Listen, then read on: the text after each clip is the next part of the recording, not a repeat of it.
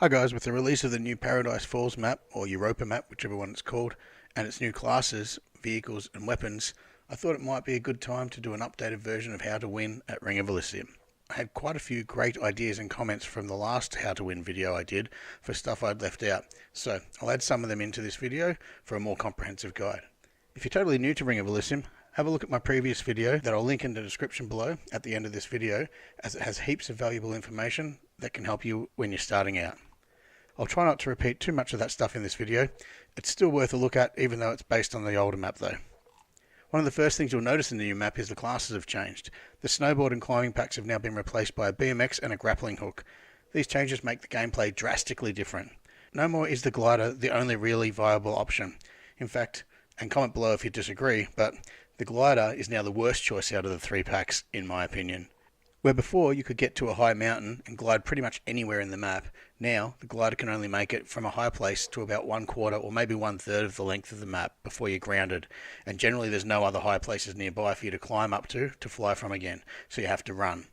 You used to be able to fight on the edge of a mountain and then glide off and around to flank enemies. However, this is no longer really an option, as there really isn't any good mountains to fight on or over. As such, I've only used the glider a handful of times on the new map, and then it was only just to see if there was any really good places to play from as a glider. There isn't really. The only improvement to the glider is now the carrying capacity of it is a little larger. However, all three packs now carry the same amount, so it's not any sort of edge over the other two packs. The real question is, what is better, the bike or the grappling hook? And for me, I think they're very, very evenly matched. And it really comes down to personal preference and playstyle. I personally think the grappling hook is better for endgame, and I feel that it edges out the bike because of this. However, both have great traits for the general gameplay that are worth noting. The bike is great for fast and easy movement around the map, so if you like to loot for a bit longer, or you like to have good movement for flanking in fights, the bike is a good choice. I find when I'm trying to shoot someone that's on the bike and moving at speed at distance, they are near to impossible to kill. They're not impossible. I mean, I've done it once or twice, but they move so fast it's often really hard to hit them, so that's a bonus for the bike. The grappling hook is great for movement also. However, that movement is more like an up the mountain or into a tree to hide, or my favourite, through a window to kill an unsuspecting enemy inside a building.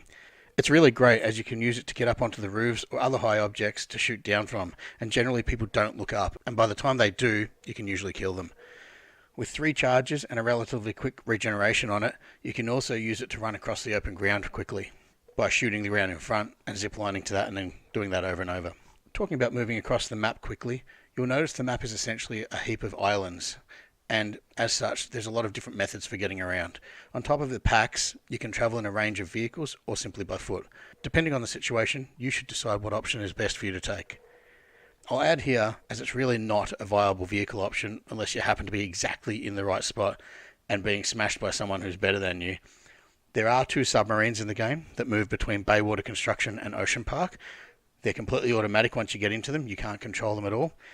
They're pretty slow and they go exactly to the same spot every time, so people could be waiting. But they are pretty cool for a one-time ride if you want to have a look around. But as I said, they're slow and not really much point to them in the actual gameplay or when you're trying to win a game. Cars and boats are generally pretty noisy and make for a good target for people to shoot you, as they can hear you from very far away. And they can either shoot you out of the car or blow the vehicle up. As a general rule, I only use boats or cars as a very last resort, so in a situation where I've either stayed too long in the zone looting, and then I realise I have to travel half the map to get to the safe zone, or I've been caught in an extended fight, and again, I'm stuck with the zone too far for me to get into quickly by any other method. That's the only time I generally use a vehicle. Coming into the new zone, regardless of if it's on foot or with a vehicle or by one of your pack items, you want to position yourself in a way to ensure you're likely to have cover and a better vantage point compared to any potential enemies around you. When you're coming into the new zone, or any time really, it's important to keep track of where you can hear shooting around you and where those shots are coming from as you approach and enter a zone, so as to be less likely to be ambushed. You can also keep track of the kill count to see when people are dying and roughly how many people you're going to have in what direction. It does help to know how many players are left alive, so you can tell roughly where the last players are when you get into that final zone.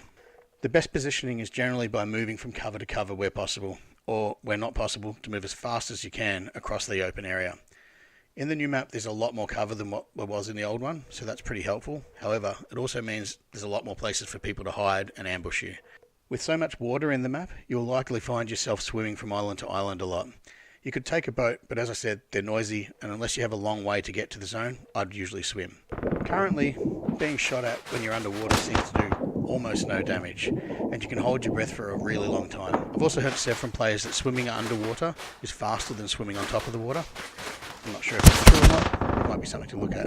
So, I tend to swim on the top of the surface until I get close to my target, or until I'm getting shot at, and then I dive and swim underwater the rest of the way.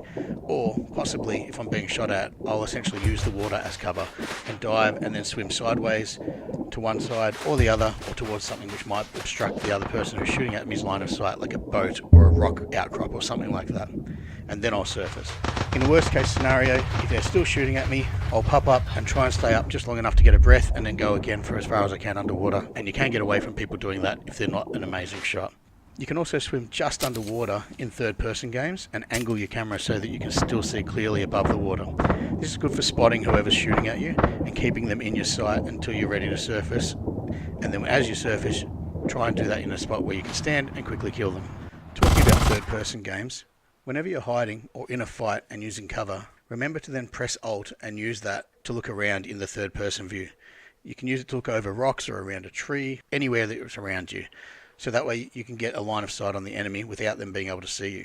If you do this correctly, you can often line up a target and then stand up or strafe left or lean out to one side or the other and be right on that target with that quick headshot before they get a shot on you. So, in the new map, there are a lot of places you can spawn. And while I felt in the snow map there were 3 or 4 places that were significantly better to spawn than the others in that map, there seems to be more options in this map. You can still spawn in some of the small groups of buildings should you wish to try to spawn alone. However, most of the time one of the larger areas will stay empty and you can quickly change to that and spawn there and get geared very quickly without much interference from any other players or squads. That being said, if you want some fast action early on, you've generally got a few options depending on your confidence and skill level as to how many players or squads you want to go up against right away. I mentioned in my previous tips and tricks video that when you're learning to aim and early on into playing these sort of games, it's a good idea to spawn anywhere where there's a lot of players over and over and over, just so you get as much action as possible and it gets you a chance to get much better at aiming. Well, the next step in that is if you feel you're getting better and you have a solid chance of beating most people, I would suggest spawning into an area where 1 or 2 other people have already spawned and then looting really quickly, just pick up a gun and then hunting the other player. They should know that you spawned there as well if they were watching the loading screen. So I'd start working on getting myself into a position where you can watch where they're going to come from and try and ambush them as they come through. This will essentially allow you to loot without needing to go through every building, as it's likely the players you kill will have most of the sort of gear you're already after anyway. It's a good strategy as it allows you to essentially loot and also get some early kills. This is how you get your average kill count up per game. You need to get a few early kills and hopefully find a few more as you move between zones in the mid game, and then in the final zone you might be able to pick up another load of kills at the end of the game with somewhere like 5 to 10 kills. So I actually had way too much info to put into one video and it was going to be much longer than I wanted it to be, so I've had to split it in half this time. I'll have part 2 out in another week or so. Part 2 has a heap of ways to get into good squads and learn from them how to play much better very quickly, even if you don't have any friends who currently play Ring of Elysium. So, hit that subscribe button and the bell to ensure you don't miss that video. On a side note, hitting the subscribe and thumbs up buttons really actually helps me a lot, and that will also help me to get better equipment and provide you with better videos. So if you could subscribe, that would be really helpful. Anyway, thanks for watching, and I hope this has been helpful in some way. I'll see you all in a few days for part 2. Thanks again, and don't forget, you're awesome.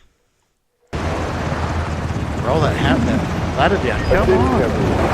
Helicopter will only stay for a short period of time. There are 4 seats. Please board as soon as possible. I repeat, there are only 4 seats. I was one step